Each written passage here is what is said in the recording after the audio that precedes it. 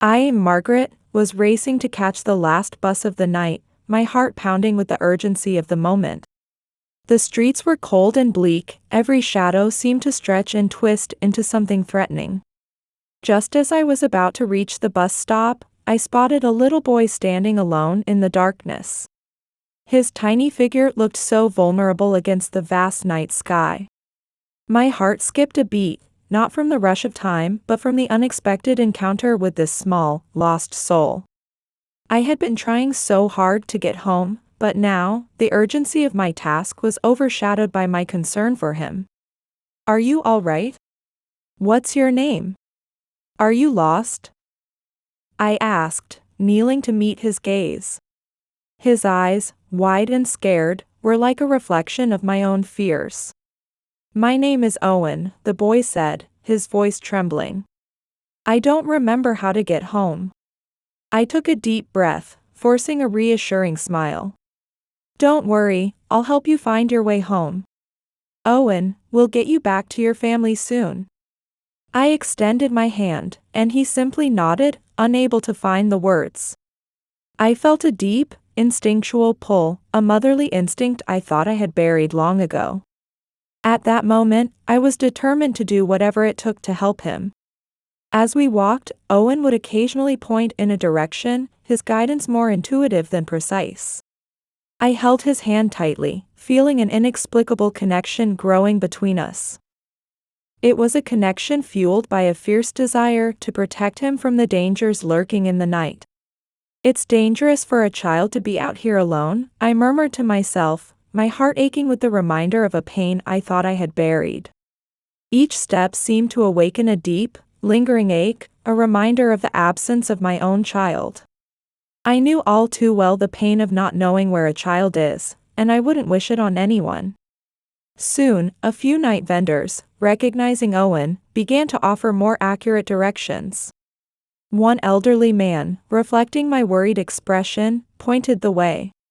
"His home is this way. Turn at the next street," he instructed. I nodded, grateful for the guidance. "We're almost there, Owen," I said, trying to keep the reassurance in my voice. The journey to find Owen's home felt symbolic, a reflection of my own search for answers, and the end of a painful chapter in my life. "I know how hard it is to be away from your parents," I told him softly. "But you're safe now." Owen gripped my hand tightly, clearly comforted by my presence. As we approached a modest house, he finally broke into a smile. "This is my home," he said, and a wave of relief washed over his face. I knocked on the door, my heart racing. When it opened, I took a step back, my heart nearly stopping. For a brief moment, it felt as though the world had frozen. The face staring back at me was unmistakable. Despite the years of separation and despair, it was a face I recognized anywhere. It was my son, the one who had been kidnapped 20 years ago. The moment felt like a collision of past and present, pulling me to the edge of my emotions. I knew I had to face it all head-on, no matter how overwhelming it felt. For a moment, it felt like time itself had stopped. And then, Owen said, "Daddy." His small voice trembled with excitement, and he hugged his dad tightly. David, equally excited, bent down to embrace his son, holding him close with a tenderness that spoke volumes. "Oh, Owen, you gave me the greatest scare of my life," David said, holding his son tightly. "Where have you been? What happened?" Owen, with his head hung in embarrassment, explained, "I saw a dog in the street and started chasing it. Then I got lost and couldn't find my way home." David sighed deeply. "Owen, you know better than to run off like that. Something really bad could have happened," he said, his voice stern but filled with concern. "I know, Daddy. I'm sorry. I just forgot." "I got scared when I realized I was lost," Owen admitted, tears welling in his eyes. "But then Margaret found me. She was so kind, Daddy. She helped me find my way home." David took a step forward, observing me hesitating at the threshold. Good evening. My name is David. I can't express enough how grateful I am that you brought Owen home. You can't imagine how relieved I am to see him safe again. I, clearly overwhelmed by the intensity of the moment, forced a smile. He's a very brave child. He was lost but wanted to find his way home. I just helped him, I said, downplaying my heroic actions. Even so, what you did is far more wonderful than what most people would have done. I truly appreciate it, David insisted, taking a hesitant step toward me. Please, come inside. Let us offer you a small token of our gratitude. I shook my head, making a gesture of refusal. No, really. I was just in the right place at the right time. I'm just glad he's safe. That's all that matters, I replied. There was an uncomfortable silence between David and I, a moment filled with unspoken questions and words left unsaid. Noticing my resolve, David said, I understand. If you change your mind, please feel free to come by any time. And once again, thank you from the bottom of my heart. I nodded. Take good care of him, I said softly as I turned to leave. He's a child, worthy of the world. Of course, David replied. Little did we know that night would mark the beginning of an unexpected journey for us. I walked away, each step away from the house carrying the weight of a decision that could forever change my life. David stood by the door, watching her walk away. An indescribable feeling of a lost connection lingered in the air. After Margaret had left, Owen and David had shared a long embrace. Then the boy went to take a bath, and David started preparing dinner. David sat in the living room, his mind racing over the image of Margaret standing at the door, refusing to come in. He felt as if he knew her, but how? Margaret, he muttered to himself. He replayed every moment of that brief interaction, trying to unravel the mystery of Margaret. There's something there, something I can't understand, he continued, trying to connect the dots in his mind. Dots that seemed just out of reach. He stood up and began pacing the room. She knew exactly what to do, how to talk to Owen, as if she understood perfectly what it meant to lose someone. Her words resonated with a truth deeper than he had expected, echoing with a depth he hadn't known existed. David stopped in front of the window, staring out at the dark street. The image of Margaret walking away shone brightly in his mind. Who are you, Margaret? Why do I feel like you took a piece of me with you? Confusion mixed with overwhelming curiosity in David's mind. Did Owen feel that too, he wondered, recalling how easily his son had trusted Margaret and the way he had talked about her. I sat on the bus, heading home, staring out the window, but not really seeing the night scenery passing by. Tears streamed down my face. David was Christopher, my Christopher. Years ago, in a crowded park, he was ripped from my arms in a moment of carelessness. It became the greatest pain of my life. The moment our eyes met, I knew him. It was a certainty as deep as the pain of the loss itself. I should have said something. Did he even recognize me? I muttered to myself. How could he? He was only 3 when he was kidnapped. Each bus stop was a reminder that I was moving further away from him. Should I have told him I was his mother? But what if he didn't believe me? The decision to walk away without revealing myself weighed heavily on me, like a stone in a sea of doubts. He is my son. My heart tells me so, I whispered. A mother's recognition transcends logic or reason. No mother can mistake her own child. I thought about Owen. The little lost angel who bridged the gap to the sweetest and most bitter reunion of my life. He unknowingly brought me back to my son. In my heart, the memories of that traumatic day still lingered. I saw myself once again in that square. 3-year-old Christopher was playing joyfully, filling my heart with love and happiness. It was a sunny afternoon, and I approached the ice cream vendor.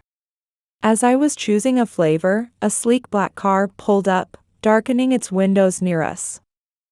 An elegantly dressed woman got out of the car and, with astonishing speed, approached my son. She grabbed him and ran swiftly toward the car. I screamed and ran after them, but it was too late.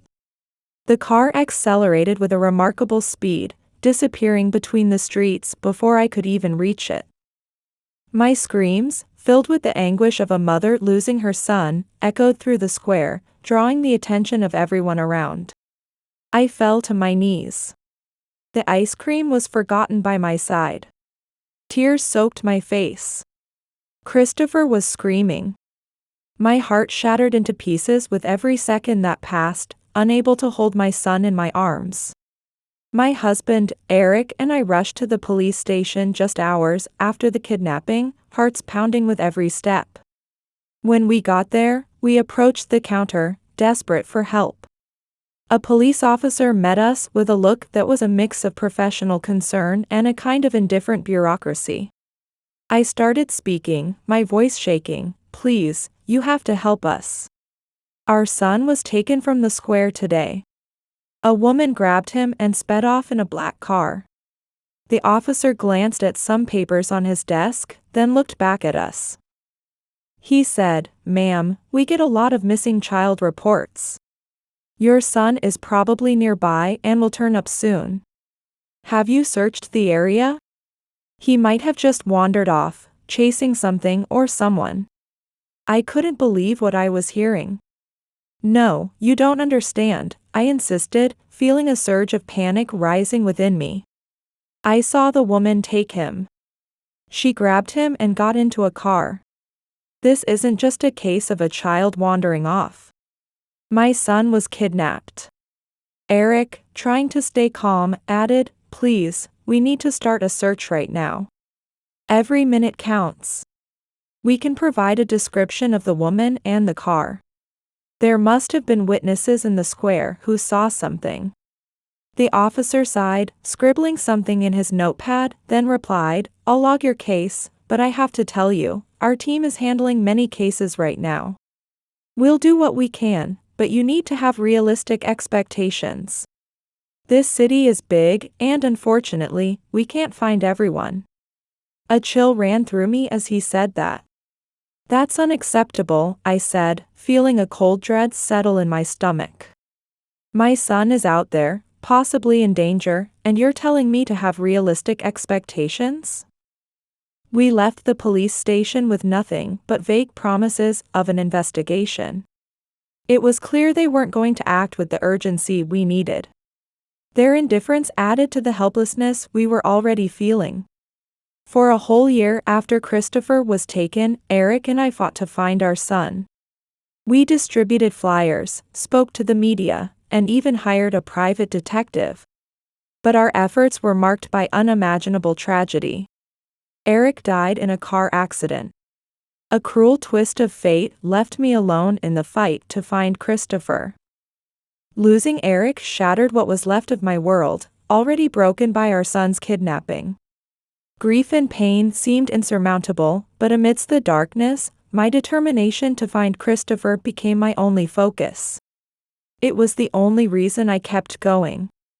It's been 22 years since that fateful day. 22 years of hope, pain, and relentless searching. Guilt has continued to eat away at me all these years. Why did you leave him alone? How could you let yourself get distracted? I've asked myself those questions over and over again. The day he was taken left a wound in my life, a permanent scar of my failure to protect him. I've spent countless nights lying awake, replaying that moment in my mind. Every detail feels like torture, each memory a reminder of how I failed him. "I should have been there with you, my son," I whisper to myself, my voice barely audible.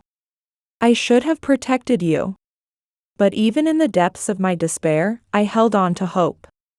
"My son is out there somewhere," I would tell myself over and over again, as if saying it enough times could make it true.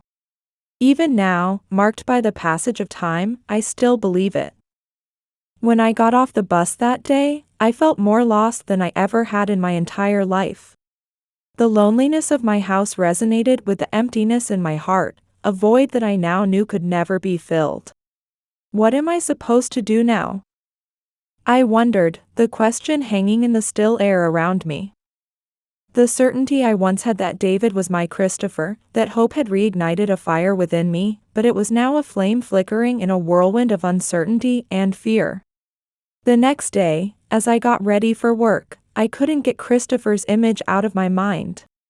I kept thinking, would it be so bad if I just passed by his street one more time? What if he thought it was strange? What if something went wrong? My mind was a mess of what-ifs and maybes. By the end of the day, as I was closing up the bakery, I had made up my mind. Just this once, I'll pass by his house tonight, I decided, almost trying to convince myself. Just to see him. I knew there were risks, but the need to see my son, even from a distance, outweighed my fear of rejection or pain. That evening, I walked the familiar streets, my heart pounding in my chest as I approached his house. I stopped at a point where I could see it clearly but remained hidden in the shadows. The living room light was on, and for a brief moment, I saw him through the window. My heart swelled with warmth, but it also shattered into a million pieces. "There you are, my sweet Christopher," I whispered, tears streaming freely down my cheeks. I couldn't hold him, couldn't call him my son, but just seeing him, even from afar, was enough in that moment. My quiet observation was suddenly interrupted. "Owen!" I heard someone shout. Before I could even react, I felt a small pair of arms wrapped tightly around me. Surprised and overwhelmed, I crouched down to return the hug, feeling a confusing mix of joy and shock at this unexpected encounter. A woman approached us then, offering her hand in greeting.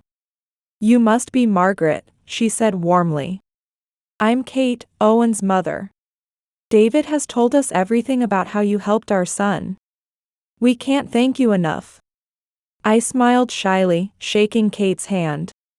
"I just did what was right," I replied softly. "I'm glad I was there at the right time." When I reunited with Owen and met Kate, I felt an unexpected closeness to my son. Every word exchanged between us seemed to weave an unforeseen connection. Kate told me how Owen couldn't stop talking about me. She had a warmth in her eyes as she spoke, an affection that caught me off guard. She went on to say, "You've become a true hero to him, and to us as well." Hearing those words, I felt a warmth spreading in my chest, like a soft blanket wrapped around my heart. It was the sincerity in Kate's voice that touched me so deeply. But Owen, like any child tired of adult conversation, tugged at my shirt sleeve, eyes sparkling with anticipation. He asked if I wanted to see a drawing he'd made at school that day. There was something so innocent and pure in his eagerness to share with me, and I couldn't help but smile. He ran off, returning moments later with a colorful picture. He had drawn himself, me, and a big red heart, so bright and slightly out of proportion. It was such a sweet gesture that it caught in my throat, and for a moment, I felt a lump rising, threatening to spill over as tears. "That's beautiful, Owen. Thank you so much," I managed to say, my voice trembling with the effort to keep my emotions in check. His small act had such a profound impact on me. It was a moment that would stay with me forever. Kate watched me with a thoughtful expression, as if she was trying to gauge the depth of the connection that had quickly formed between me and her family. I could feel her assessing how naturally Owen and I seemed to understand each other, as if we had known each other far longer. Without hesitation, Kate took a step closer and asked if I would stay for dinner, mentioning how David had prepared a wonderful meal. For a brief second, I hesitated. The idea of sharing a meal in my son's home, being close to him in such an intimate setting, was both terrifying and irresistibly compelling. But I found myself nodding, saying, "Yes, I'd love to. Thank you." Inside, my emotions were swirling like a storm, a mixture of fear, hope, and something else I couldn't quite name. As we stepped inside, the warm aroma of the house filled the air, a comforting scent that reminded me of home and family. When David emerged from the kitchen and saw me, he smiled warmly, his eyes lighting up with genuine welcome. "I'm glad you could make it, Margaret," he said, extending his hand in greeting. For a moment, our eyes met, and my heart started to race. I was swept up in a wave of emotion, and for a fleeting second, I almost called him Christopher, the name echoing in my mind like a distant bell. But I caught myself just in time, holding back the name that was still so tender in my heart. "Thank you for inviting me, David," I said, trying to keep my voice steady. At first, I felt out of place. The oddness of the situation and being so close to David made me nervous. But as the night went on, the natural flow of conversation and the kindness everyone at the table showed me helped me relax. Dinner passed with stories and laughter, mostly about Owen's mischievous antics. Kate shared that Owen had already had adventures she could hardly believe. She said he was just one of those kids who couldn't sit still. She laughed as she talked about how he decided he wanted to be an explorer the other day. He organized an expedition in the backyard, spending the entire day outside with a barely working pair of binoculars and a paper hat. David chimed in, clearly proud of his son. He mentioned that Owen was incredibly creative too. One night, he built a time machine out of cardboard boxes, saying he wanted to travel to the future to see if cars could fly. I couldn't help but smile at these stories. Hearing them talk about Owen, I realized how wonderful it must be to have a son like him, full of energy and imagination. His parents clearly nurtured these qualities, showing they were good people. I paused, my eyes filled with admiration for the little boy. Owen, who had been fiddling with his spoon, stopped to listen, his eyes lighting up at the praise. "Thank you, Margaret," he said, his bright smile lighting up the room. For a moment, I imagined myself as part of this family, not just sharing a meal, but sharing life with them. But dinner took an unexpected turn when David asked a seemingly harmless question. "Margaret, do you have any children? You seem to have a natural talent with kids," he said, clearly meaning it as a compliment. Despite his good intentions, the question hit me like a punch to the gut. It pulled me from a comfortable moment and threw me back into past traumas. I hesitated, my hands trembling slightly in my lap. I began, but my voice faltered.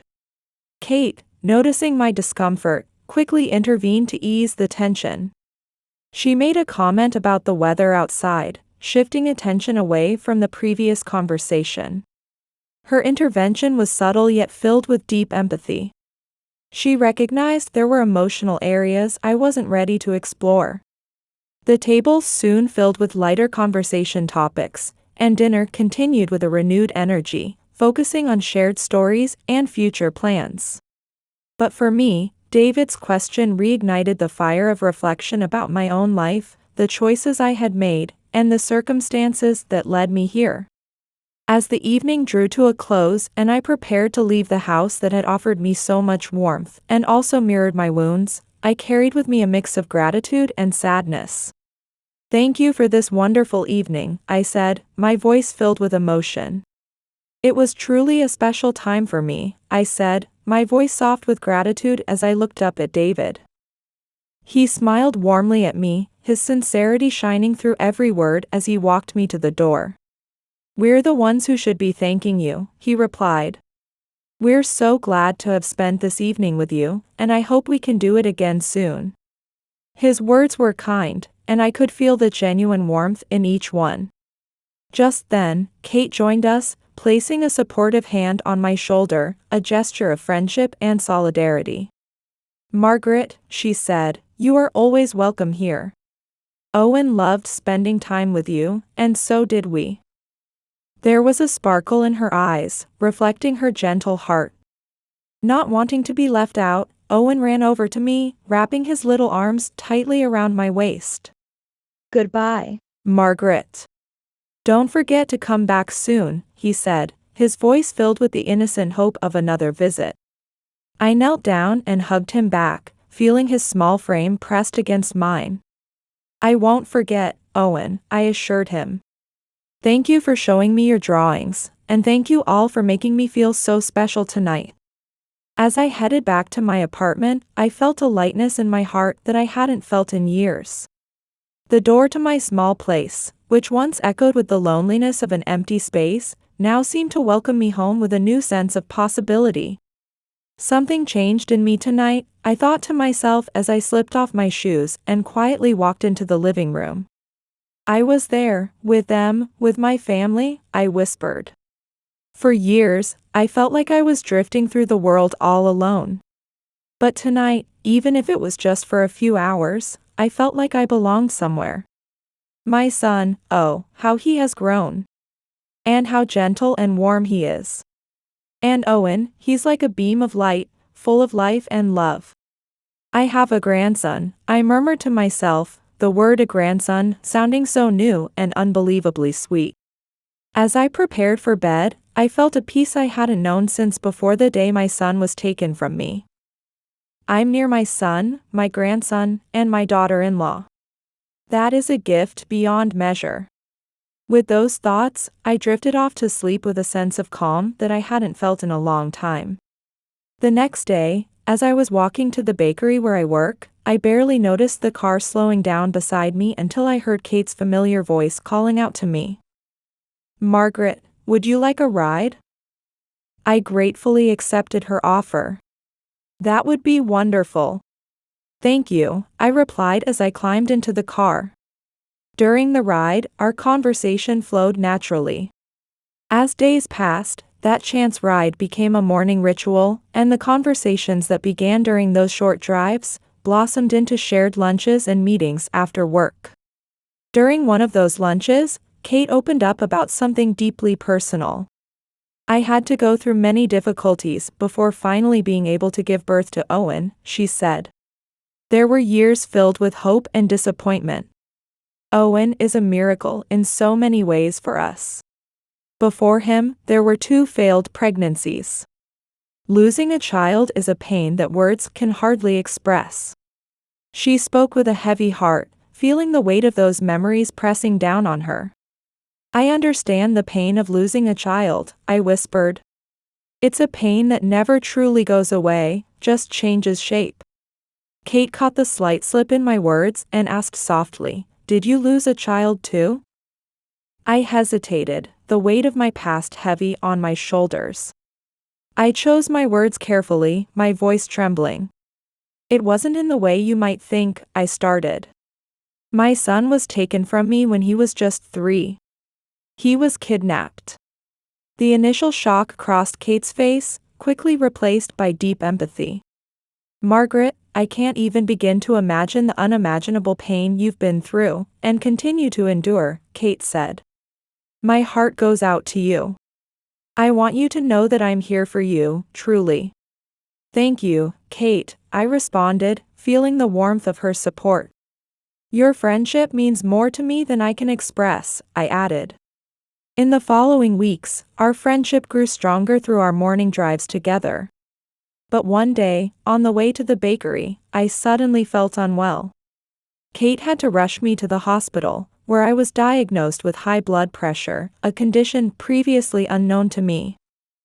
After the initial shock, Kate took me home, making sure I was safe and comfortable.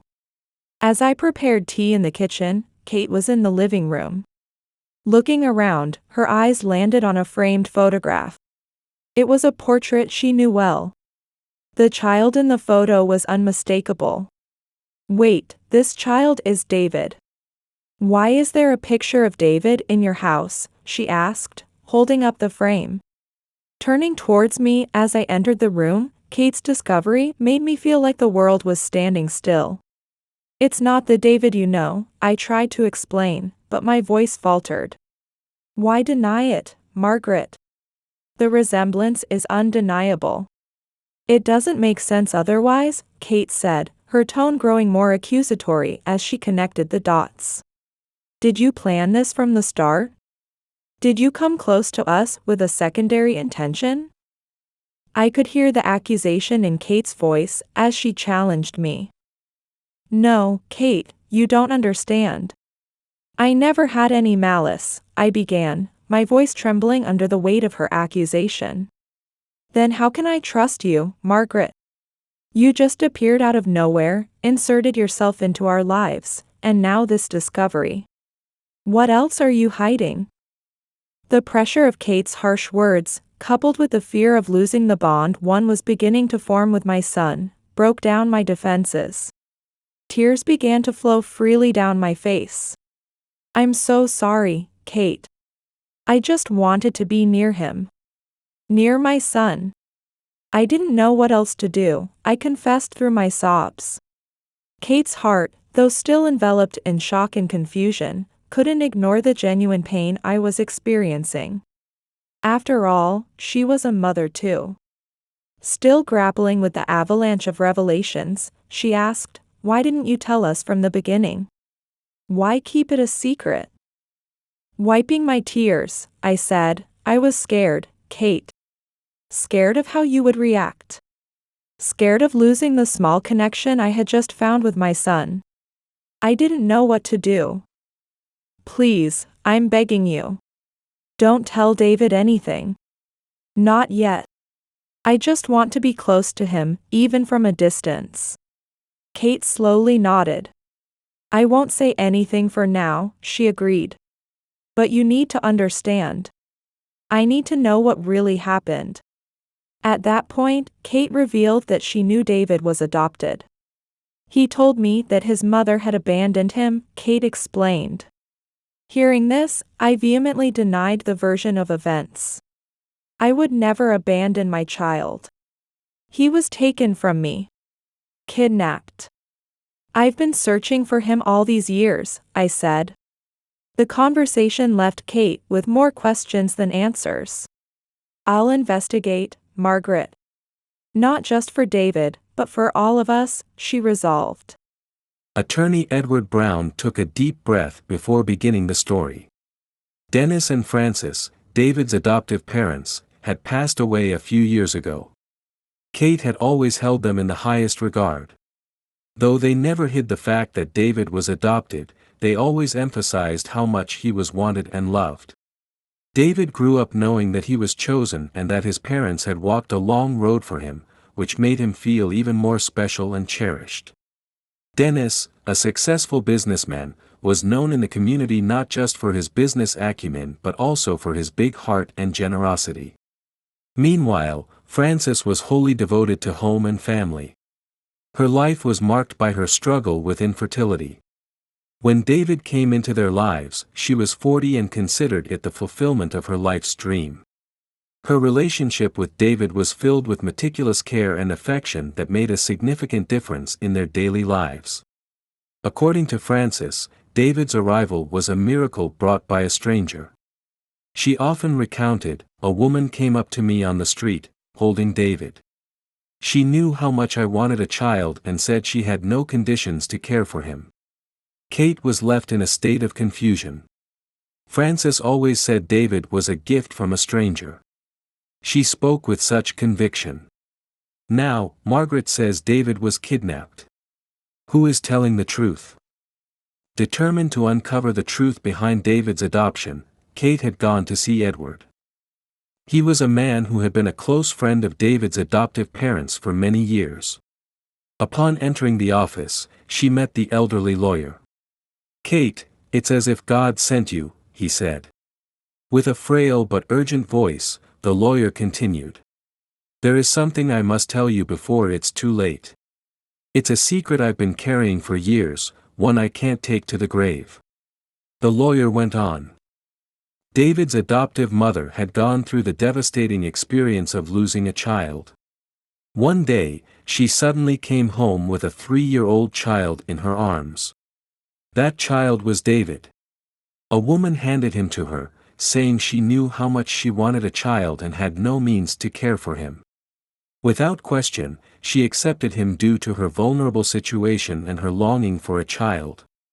"I handled all the bureaucratic procedures, and the couple legally adopted David. But about 5 years later, she revealed the truth to me. She had kidnapped the child. By then, David had already come to see them as his parents, and they loved him as their own. Facing this reality in the existing affection, we decided to keep the secret. I am truly sorry, Kate. I should have done something back then, but seeing their love for David, I couldn't bear to break up their family. But now, with my remaining time, I cannot endure the thought of taking this truth to my grave, the lawyer confessed. Kate listened in shock, stunned by the revelation. The story revealed the pain and injustice inflicted upon Margaret. It was the tale of a mother who cruelly lost her son and had fought for years to find him. Still processing the gravity of the confession, Kate said. Justice will be served. I know David's birth mother. Margaret is a wonderful woman who has suffered greatly from losing her son. I will resolve this situation, she said with determination. Don't worry, Mr. Brown.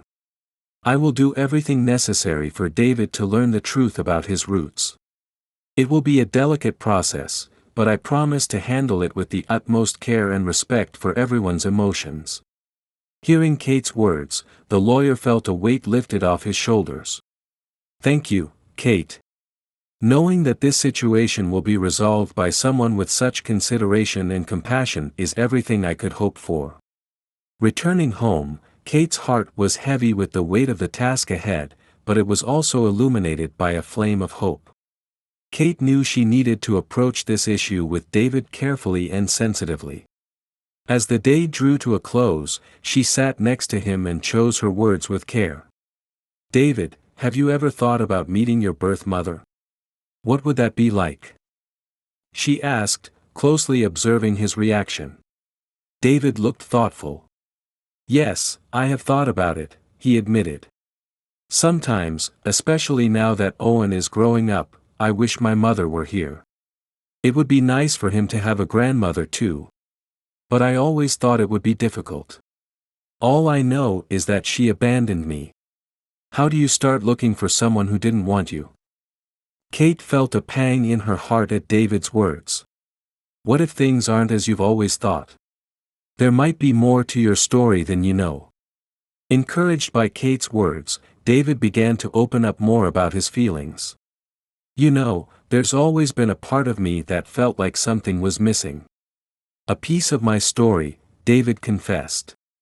The thought that my birth mother might have been forced to give me up could change everything.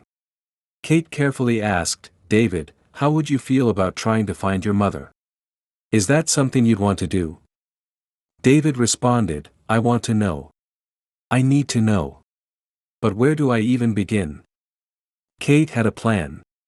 Let's start with a small step. There are people who can help uncover your story. We need to take you to a special place, she said to David, trying to hide her anxiety behind a smile. He agreed without any thought of the destination or the impact of that encounter.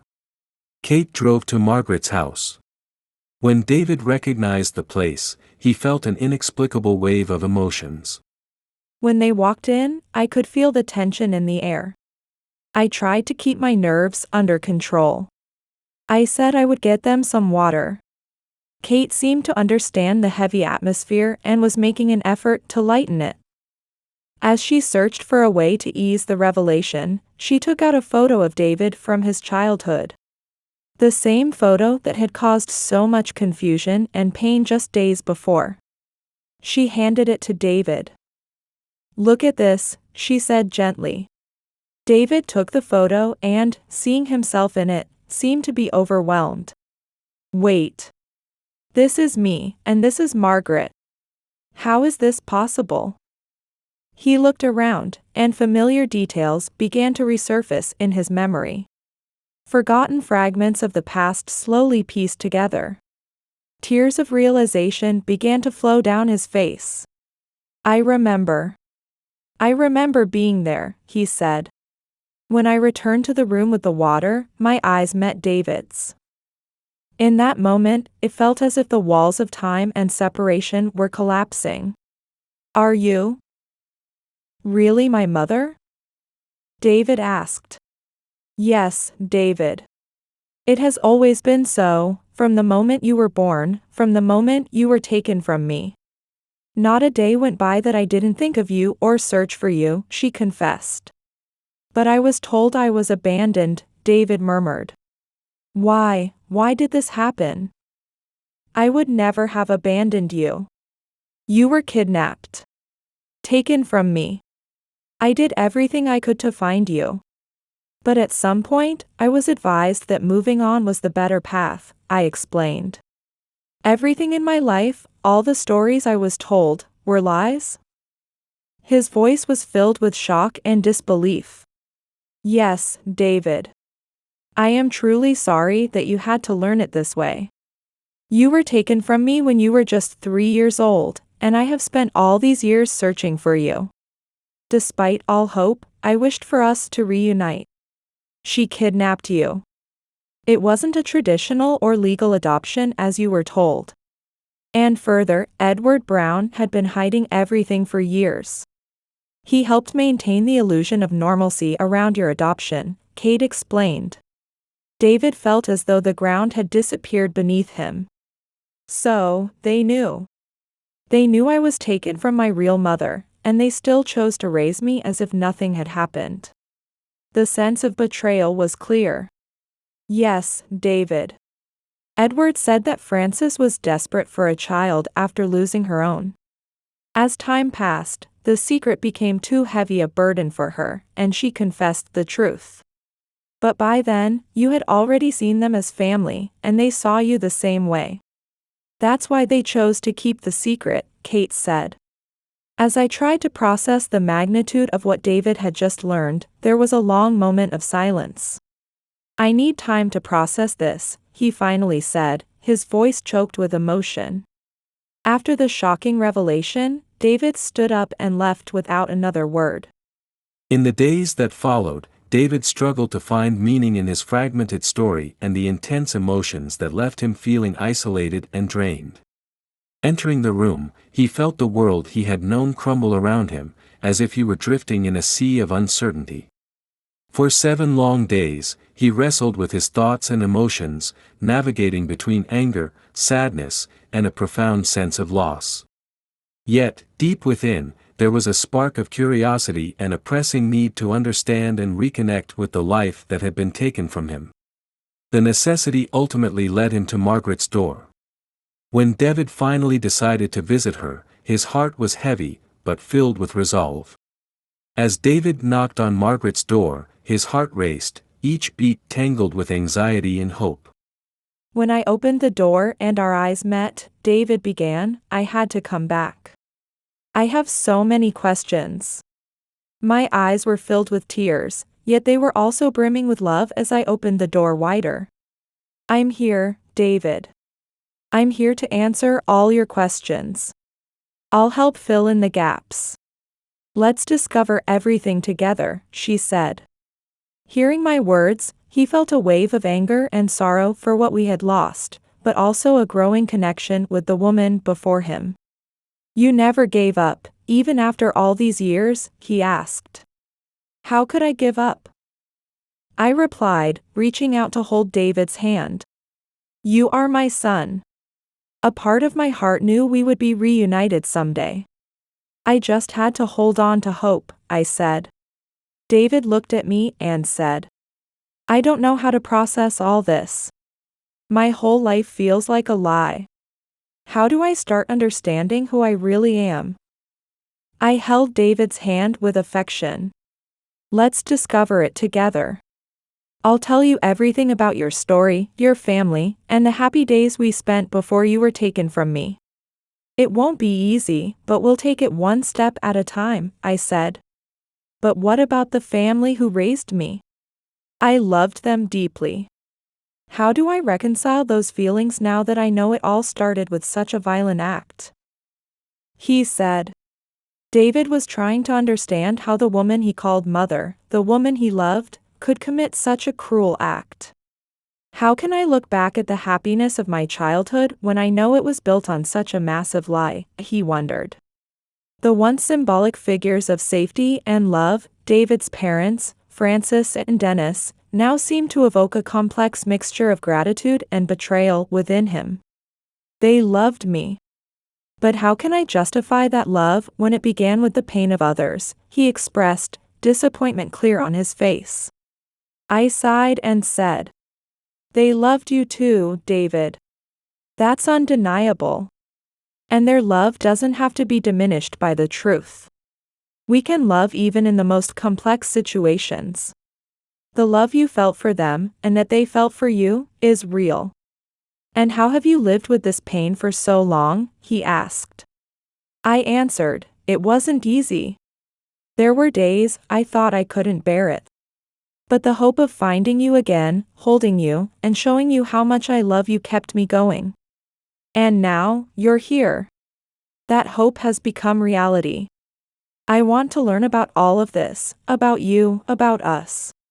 It feels like I need to discover a new life, he said. Touched by his determination, I replied, there's so much time to reclaim, David. And many stories to share. You have a family here who loves you. Let's create new memories together. Thank you for never giving up on me, he said.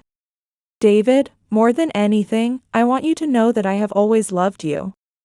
From the moment I learned about you, from the first time I held you in my arms, and even after you were taken from me, that love never wavered.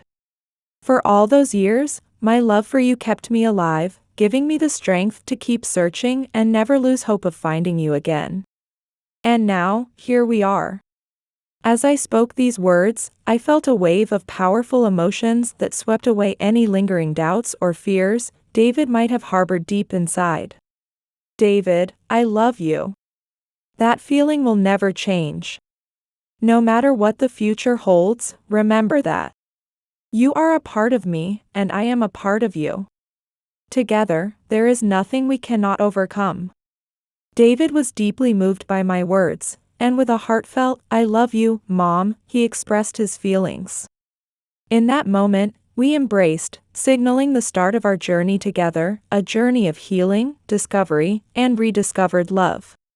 We knew there would be challenges ahead, but with each other, we had hope for the future. As time went on, David and I began to adapt to our new dynamic, discovering and strengthening our bond. But there was still one issue to resolve, the truth David needed to share with his son, Owen. After careful thought and many discussions, David and I decided it was time to tell Owen about his real grandmother. We chose a calm moment and settled down in the warm atmosphere of our home. Owen, have you ever thought about what it would be like to have a grandmother? I asked. Owen's eyes lit up with curiosity and excitement. Of course. It would be amazing. Grandmothers always have the best stories and bake the best cookies, he replied without hesitation. His pure joy and enthusiasm warmed our hearts. David looked at me and said, what if you had a grandmother who wanted to meet you? And what if that grandmother was Margaret? Owen's face sparkled with surprise. Really?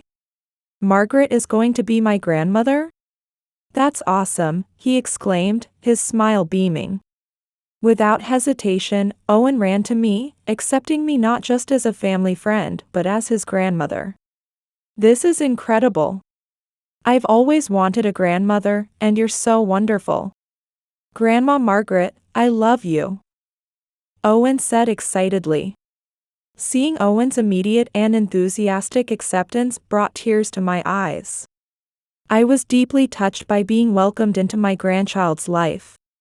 I love you too, sweet child, I replied, my voice trembling with emotion. Tears of happiness streamed down my face as I felt the warmth of my grandchild's embrace. It was a moment I had dreamed of for so long, and now it was a reality I could scarcely believe. David watched the scene with a heart full of gratitude and relief.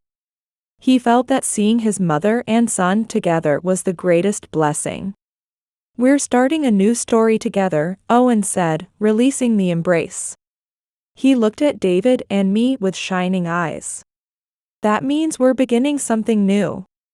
We can have more adventures together, like a real family. Absolutely, Owen. Many adventures await us, I replied. And plenty of cookies, Owen added, his happy laughter filling the room. I can't wait. Owen cheered, bouncing with excitement. As David, Owen, and I shared this joyful and bonding moment, Kate approached, drawn by our laughter and excitement. What's going on here? Kate asked. I didn't hesitate for a moment as I watched Owen run towards Kate, his arms wide open. His face was alight with pure happiness. Mom, you won't believe it. I have a grandmother now. He pointed to me and formally introduced her to Kate. This is Grandma Margaret. It was as if he were revealing the most wonderful secret. Kate looked at me and said, Grandma Margaret, that's wonderful. Welcome to the family. I, overwhelmed with emotion, replied, Thank you, Kate. I'm so grateful for this moment. As I observed my family coming together, I felt a wave of gratitude and peace. Everyone feels the same way, I said, joining the group. It looks like our family has grown a bit. That day, Owen, Kate, David, and I stood on the threshold of a beautiful journey. A journey of healing, rediscovery, and above all, unconditional love. We would face the future united. With courage and hope, knowing that together, nothing was impossible. Bound by rediscovered love and new relationships, we looked forward to the future with hope and joy. Ready to face whatever life had in store, together. If you enjoyed this story, please be sure to hit like and subscribe to our channel. Your support helps us continue to share wonderful stories every day. Don't miss the next amazing tale that's coming your way. We truly appreciate your support. Until next time.